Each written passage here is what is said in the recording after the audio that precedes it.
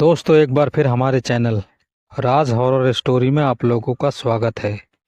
इस चैनल पे आपको सुनने को मिलती हैं सच्ची घटनाओं पर आधारित डरावनी कहानियाँ। अगर आप लोग नए हैं तो इस चैनल को सब्सक्राइब कर दीजिए। अब बढ़ते हैं कहानी की ओर। ये कहानी रामनगर नाम की एक जगह की है जो कि मध्य प्रदेश राज्य में पड़ता है। रामनगर एक कॉलोनी एरिया है जहाँ एक समय कोयले की बहुत सी खदानें हुआ करती थीं। उस समय घर बहुत दूर दूर हुआ करते थे। रोशनी की भी उतनी व्यवस्था नहीं थी। बस अलग अलग जगहों से लोग कॉलोनी की नौकरी पाने के लिए आया करते थे। उस समय नौकरी आसानी से लग भी जाया करती थी। कुछ लोग दिन में ड्यूटी करते तो कुछ रात में। तो मैं जिसकी कहानी सुनाने जा रहा हूँ उनका नाम विजय देवधर है। उनकी ज़्यादातर रात की ड्यूटी ही लगती थी। उनके घर से खदान जहाँ वो काम करते थे वो लगभग 3 किलोमीटर की दूरी पर था, इसलिए वो अक्सर पैदल ही जाया करते थे। वैसे उनके घर से एक शॉर्टकट भी था जो कि सड़क से न जाकर रेलवे लाइन के किनारे से होकर जाता था। वैसे ये कोई रेलवे का मेन लाइन ना होकर कॉलोनी का रेल लाइन था, जिससे होकर खदानों से कोयला मेन लाइन में जाता था। ये रास्ता लगभग 1 किलोमीटर की दूरी कम कर देता था। तो विजय अक्सर इसी रास्ते से होकर जाया करता था। विजय जिस रेल लाइन के किनारे से जाता था वो ऊंचाई पर था, जबकि रेलवे ट्रैक नीचे था। विजय जब भी उस रास्ते से जाता था तो उसे नीचे रेलवे ट्रैक पर कोई रोशनी सी दिखाई देती थी। उसे लगता था कि कोई रेलवे कर्मचारी होगा जो लालटेन लेकर जा रहा है। उसने ऊपर से कई बार आवाज़ भी लगाई कि शायद नीचे से कोई जवाब देगा, पर कभी कोई जवाब नहीं देता था। तो विजय भी चुपचाप अपने काम पे चला जाता। ऐसे ही रोज का माजरा था। विजय को भी अच्छा लगता था कि कोई उसके साथ ही काम पर जाता है। उसको भी कंपनी मिल जाती थी, तो सब कुछ अच्छा ही चल रहा था। विजय रोज उस आदमी को आवाज़ लगाता और नीचे वाला कोई जवाब नहीं देता। विजय भी सोचता कि ये रेलवे वाला कितना घमंडी है, कभी जवाब नहीं देता है। फिर सोचता हो सकता है कि उस तक आवाज़ ही ना पहुंचती हो। ऐसे ही दिन बीत रहे थे। विजय को भी जाने अनजाने एक अनजान साथी मिल गया था जो रोज उसी के समय पर काम पे जाता था। बीच में विजय की तबीयत खराब हो गई तो वो सोचने लगा कि बेचारा वो रेलवे कर्मचारी रात को अकेले ही काम पर जाता होगा। कम से कम मैं जाता था तो उसको अकेलापन तो नहीं लगता था। विजय ने तय किया कि जैसे ही वो ठीक होगा तो उस आदमी से ज़रूर मिलेगा। जब एक ही रास्ते से काम पर जाना है तो क्यों ना साथ ही जाएं। वैसे भी वो रास्ता एकदम सुनसान रहता है, ऊपर से अंधेरा।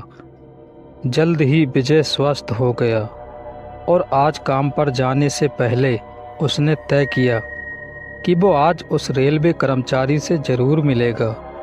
वो आज जल्दी ही घर से निकल गया था। उसके हाथ में एक टॉर्च थी। वो रेलवे ट्रैक के किनारे किनारे ही चल रहा था, पर आज उसे कोई रोशनी दिखाई नहीं दे रही थी। तो वो थोड़ा उदास हो गया कि आज शायद वो रेलवे कर्मचारी काम पर नहीं जाएगा। पर तभी उसे दूर से एक रोशनी अपनी तरफ आती दिखाई दी। उसने मन में सोचा, ये रेलवे कर्मचारी काम से लौट रहा है, शायद उसकी मॉर्निंग शिफ्ट रही होगी। जो भी हो, आज तो उससे मिलकर ही रहूँगा। विजय धीरे धीरे किसी तरह नीचे रेलवे ट्रैक पर उतर आया।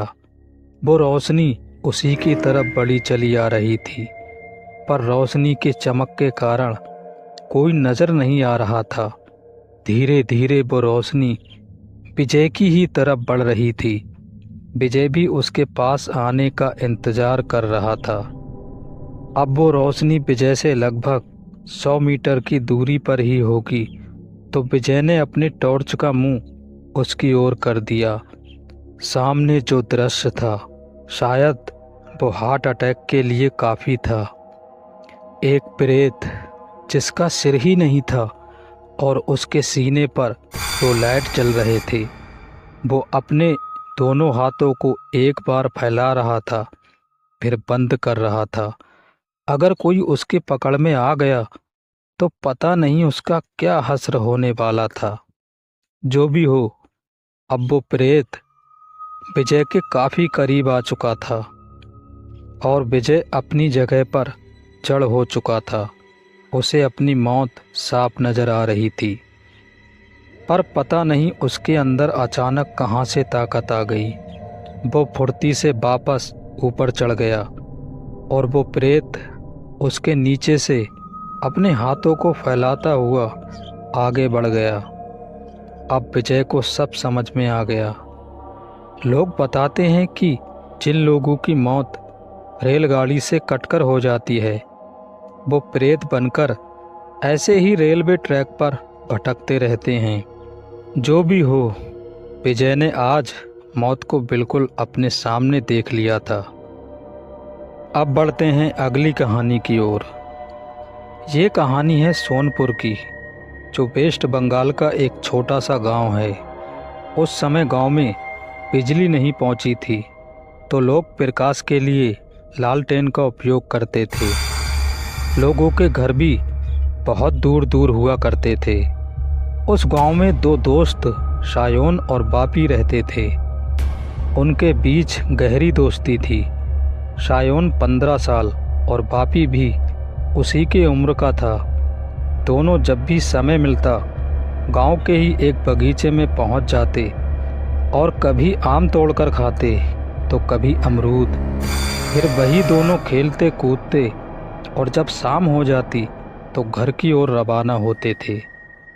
दोनों ने पढ़ाई छोड़ दी थी और काम धंधे में अपने माता पिता का हाथ बटाते थे।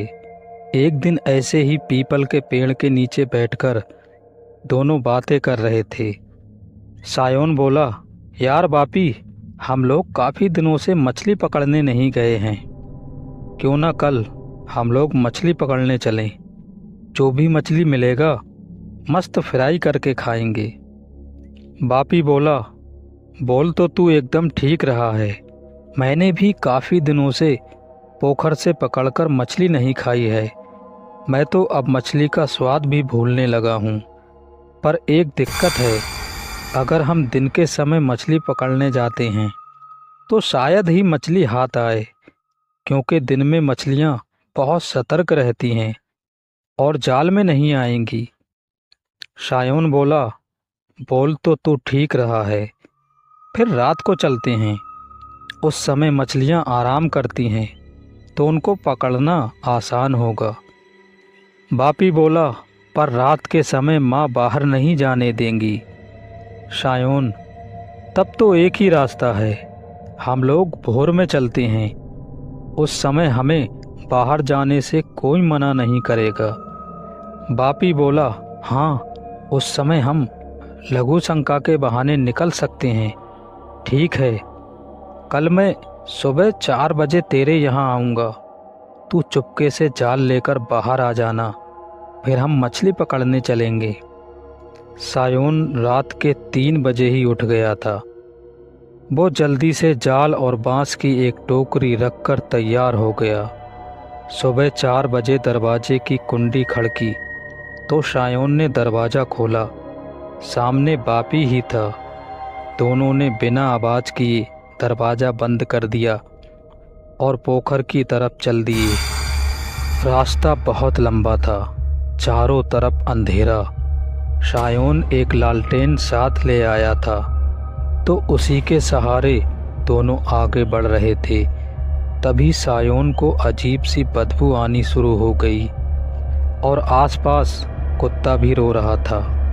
उल्लू की अजीब सी आवाज़ उस माहौल को और भी डरावनी बना रही थी। शायोन डर रहा था।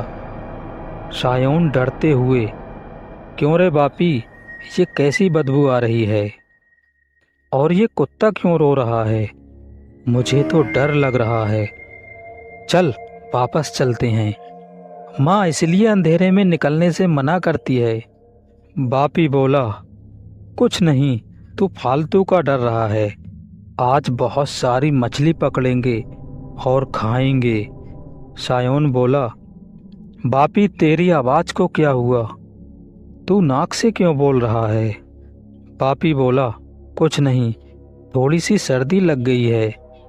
तू फालतू बात मत कर, जल्दी जल्दी चल, मुझे बहुत भूख लग रही है। आज तो खूब सारी मछली खाऊंगा। फिर दोनों जल्दी ही पोखर पर पहुंच जाते हैं। वहाँ चारों तरफ एकदम सन्नाटा था। झींगुर और मेंढक की आवाज़ चारों तरफ गूंज रही थी। शायोन ने जाल निकाल लिया और बांस की टोकरी को अपने पीछे रख दिया, जिसमें मछली पकड़कर रखना था। बापी से कहा कि मैं मछली पकड़ता हूँ, तू टोकरी संभाल। छोटा सा जाल था तो कम ही मछली पकड़ में आई। शायोन ने मछलियों को टोकरी में रख दिया, फिर दोबारा जाल फेंका। पीछे से चपड़ चपड़ की आवाज़ आ रही थी, जैसे कोई कुछ खा रहा हो, पर शायोन ने ध्यान नहीं दिया। वो जाल डालकर इंतज़ार करने लगा। इस बार ज़्यादा मछलियां हाथ लगी। शायोन ने मछलियों को जैसे ही टोकरी में डालना चाहा तो देखा टोकरी पूरी खाली है। शायोन ने कहा, क्यों रे बापी, मछलियां कहाँ गईं? बापी बोला, मुझे क्या पता, शायद भाग गई होंगी। शायोन बोला, कोई बात नहीं, इस बार बहुत सारी मछली हाथ लगी हैं, इनको संभाल, मैं फिर से जाल डालता हूँ। शायोन फिर से जाल डालने चला जाता है। पीछे से फिर वही चपड़ चपड़ की आवाज़ आती है। इस बार फिर से बहुत सारी मछलियाँ हाथ लगी थीं। शायोन बहुत खुश था। उसने मछलियों को टोकरी में डालना चाहा तो फिर से मछलियाँ गायब थीं। शायोन बोला, क्यों रे बापी, फिर से मछलियाँ गायब? बापी बोला, मुझे क्या पता, भाग गई होंगी। शायोन ने कहा, कोई बात नहीं, इस बार पहले से ज़्यादा मछली हाथ लगी हैं, इन्हें संभाल, मैं अंतिम जाल मार के आता हूँ। फिर से वही चपड़ चपड़ की आवाज़। इस बार एक भी मछली हाथ नहीं लगी थी।